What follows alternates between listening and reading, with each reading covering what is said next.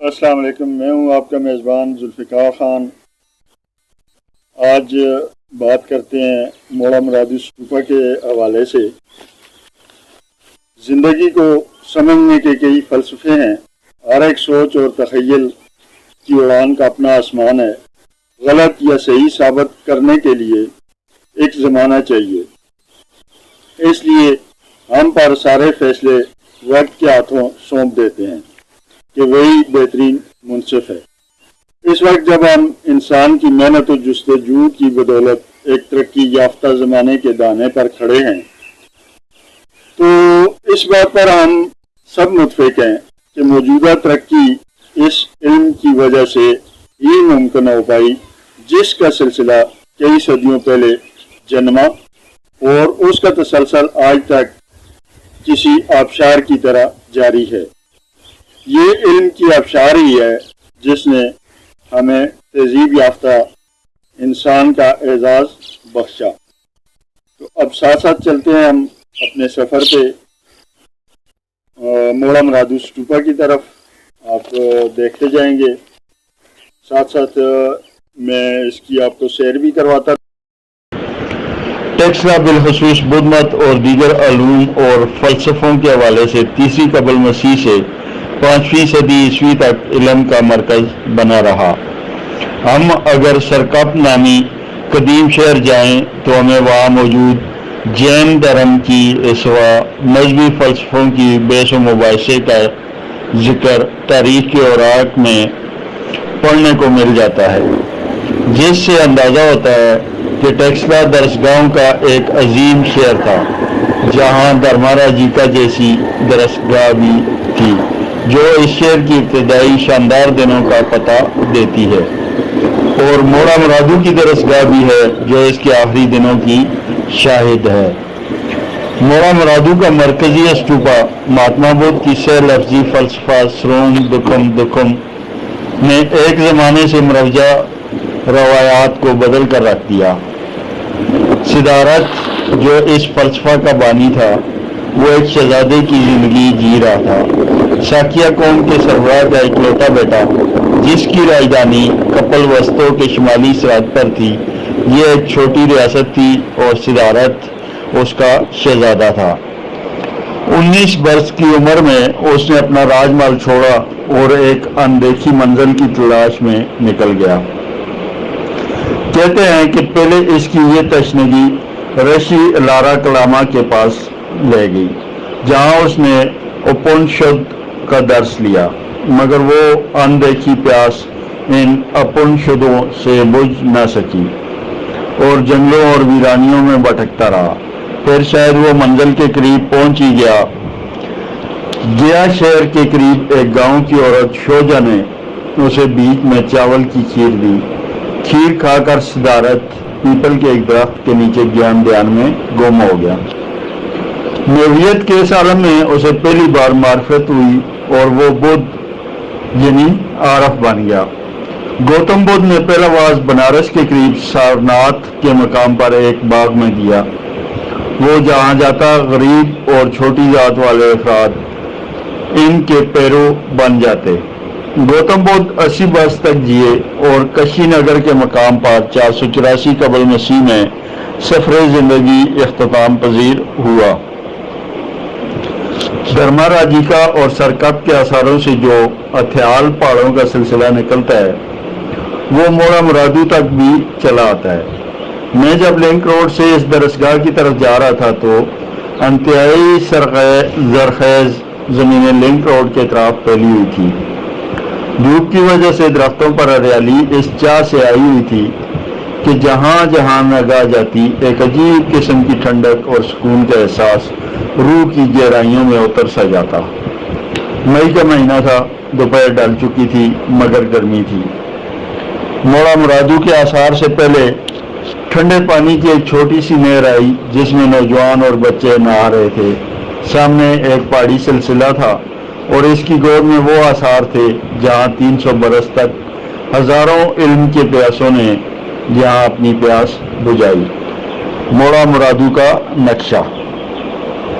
تاریخ ہمیں بتاتی ہے کہ ٹیکسلا وہ شہر تھا جس کی آسمان میں کبھی دھواں نہیں دیکھا، وہاں کبھی کوئی ہتھیار نہیں بنا، بازاروں میں جو بیوپار ہوتا وہ بھی برسوں کے وعدوں کے اعتبار پر ہوتا۔ یہاں دکانیں کم اور یونیورسٹیاں زیادہ تھیں۔ سلمان رشید لکھتے ہیں، موئنجو داڑو اور ہڑپا جنہوں نے قدیم عراق کے شہر اور نینوا کو آج سے 6000 برس پہلے بہت کچھ سکھایا کو اگر چھوڑ بھی دیں اور صرف ٹیکسلا کی بات کریں تو اس کے متعلق سکندر کے تاریخ دانوں سے بہت کچھ پتہ چلتا ہے۔ ان میں کچھ تو وہ تھے جو سکندر کے ساتھ آئے تھے اور انہوں نے یہاں کے بارے میں بہت کچھ لکھا، جس کو بنیاد بنا کر بعد میں ماخذ تواریخ بھی قلم بند کی گئی۔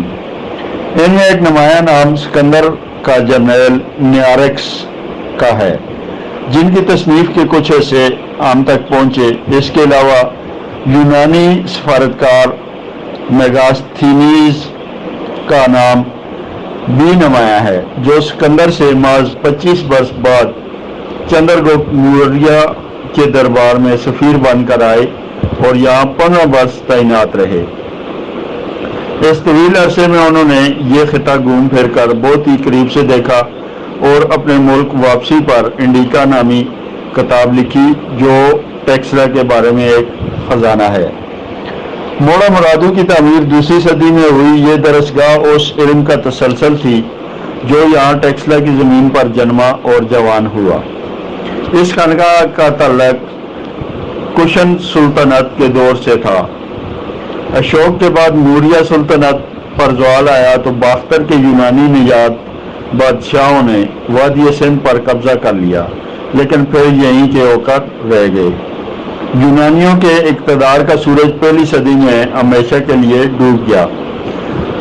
ساکاؤں کی آخری یلغار میں انہوں نے یونانیوں کو شکست دے کر گندھارا پر قبضہ کر لیا اور رفتہ رفتہ ان کی سلطنت پنجاب سندھ سے متھرا تک پھیل گئی، 90 قبل مسیح سے 25 ہجری تک۔ ان کا جھکاؤ بدھ مت کی طرف تھا، مگر دوسرے مذاہب سے بھی ان کا برتاؤ کافی روادار اور نرم مزاج رہا۔ ساکاؤں کو ٹیکسلا میں راج کرتے 100 سال گزرے تھے کہ پارتھیوں کا ریلا آیا اور ساکاؤں کی اقتدار کو بہا کر لے گیا۔ پہاڑوں کی ایک قدرتی حفاظتی دیوار میں گری ہوئی یہ درسگاہ 3 حصوں پر مشتمل ہے۔ اس کی ابتدائی کھدائی سر جان مارشل نے 1914 سے 1915 تک کی تھی۔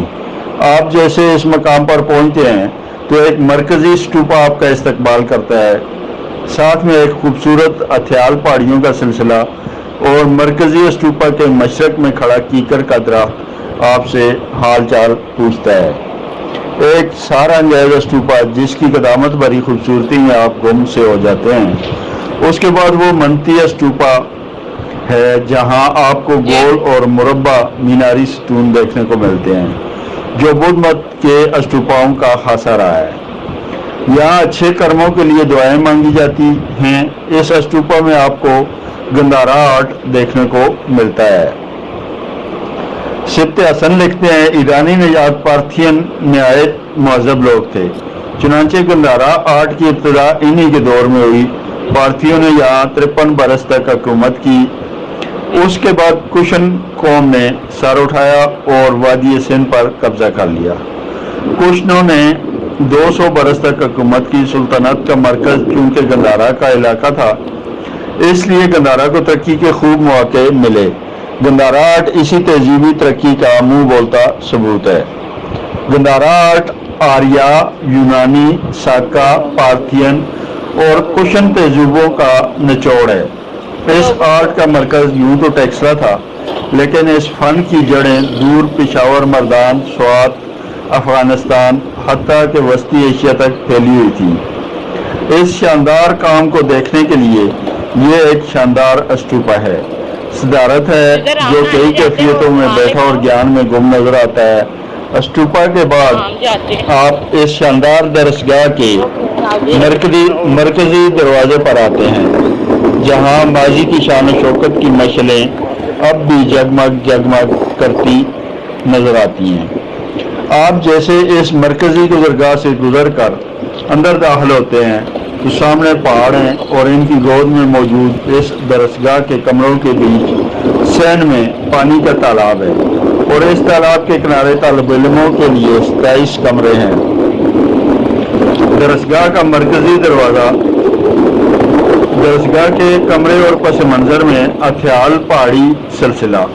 یہ تالاب مستطیل ہے اور اس کے اندر بارش سے حاصل ہونے والا پانی مذہبی مقاصد کے لیے استعمال ہوتا تھا۔ یہاں کھانا پکانے کے لیے وسیع اور عریض باورچی خانہ بھی ہوتا تھا، جبکہ غسل خانہ اور ساتھ میں ایک کنواں اب بھی بہتر حالت میں موجود ہے۔ ایک تحقیقی تحریر کے مطابق یہ ایک 2 منزلہ درسگاہ تھی۔ دوسری منزل تک جانے کے لیے زینے جاتے تھے۔ دیواروں کی چوڑائی دیکھ کر اندازہ ہوتا ہے کہ شاید تیسری منزل بھی بنی ہوگی۔ پھر باورچی خانہ کے نزدیک اسمبلی ہال ہے جہاں طلباء کی روحانی اور علمی تشنگی دور کی جاتی تھی۔ جس طرح دھرما راج جی کا اپنے زمانے کی بڑی جامع تھی، اسی طرح ٹیکسلا کے زوال کے دنوں میں موڑا مرادو بھی ایک بڑی جامع تھی، جہاں 4 سو فطرت اپنی خاموشی میں اپنی خوبصورتی کے رنگ بکھیرتی۔ سرکپ جو اس زمانہ کا بڑا شہر تھا وہ یہاں سے 25 کلومیٹر سے زیادہ دور نہیں تھا۔ پھر ایک چونا مٹی کا بنا ہوا ایک یادگار اسٹوپا بھی ہے جو اسمبلی ہال کے کمرہ نمبر 9 میں اصلی شکل میں موجود ہے، جو شاید کسی استاد کی یادگار میں تعمیر کیا گیا ہوگا اور وہ شاید اسی کمرے میں رہتا ہوگا۔ اس نازک یادگار اسٹوپا کی لمبائی 4 میٹر کے قریب ہے۔ اس کی نقل آپ ٹیکسلا کے عجائب گھر میں بھی دیکھ سکتے ہیں۔ ایک اسٹوپا جو شاید کسی استاد کی یاد میں بنایا گیا ہوگا۔ 3 صدیوں تک قائم رہنے والی یہ درسگاہ ٹیکسلا کی شاید آخری درسگاہ تھی۔ 460 میں ظالم ویشی اور بے-رحم ہنوں نے اپنی وحشتوں سے شہروں اور بستیوں کو مسمار کر دیا، اسٹوپاؤں اور وہاروں میں آگ لگا دی۔ مشہور چینی سیاح اوانگ سانگ ہنوں کے آخری دنوں میں 629 میں آیا۔ سوات کا ذکر کرتے وہ لکھتا ہے کہ یہاں کسی زمانے میں 18,000 بچھو رہتے تھے، لیکن اب وہار اور اسٹوپا ویران پڑے ہوئے ہیں۔ ٹیکسلا کا حال بھی کچھ اسی طرح کا بیان کیا گیا ہے۔ سبت حسن لکھتے ہیں، حقیقت یہ ہے کہ 5ویں، 6ویں اور 7ویں صدی کا زمانہ اس تہذیب کا تاریک ترین دور ہے۔ ان تینوں صدیوں میں علم و فن نے کوئی ترقی نہیں کی۔ 10ویں صدی میں کتاب الہند کے مصنف ابو ریحان البیرونی 1048-973 نے ٹیکسلا کو دیکھا تھا، تب تک یہ شہر ویران ہو چکا تھا۔ البیرونی کی بیان کردہ ویرانی اب بھی ان آثاروں کی جڑوں میں بستی ہے۔ یہاں سب سے اچھی بات یہ ہے کہ آثار قدیمہ کے مقامات کو بڑے اپنے پن سے سنبھالا جا رہا ہے اور اپنے ماضی سے یہ انسیت اور اپنائیت کا خوبصورت تقاضا بھی یہی ہے۔ جی، تو یہ تھا آج کا پروگرام۔ کیسا لگا؟ آپ کی رائے کا میں منتظر رہوں گا۔ اچھا لگا تو اس کا اظہار بھی کیجیے گا، اچھا نہیں لگا تو اس کا اظہار بھی کیجیے گا۔ آپ کی آراء کا منتظر ہوں۔ امید ہے کہ آئندہ بھی آپ کو اور ہمارا ساتھ رہے گا۔ اگلی دفعہ ملتے ہیں ایک اور پروگرام کے ساتھ، ایک اور نئی جگہ کے ساتھ، اس کے تعارف کے ساتھ اور اس کی تاریخ کے ساتھ انشاءاللہ۔ اجازت دیجیے اپنے میزبان ذوالفقار خان کو۔ اللہ حافظ۔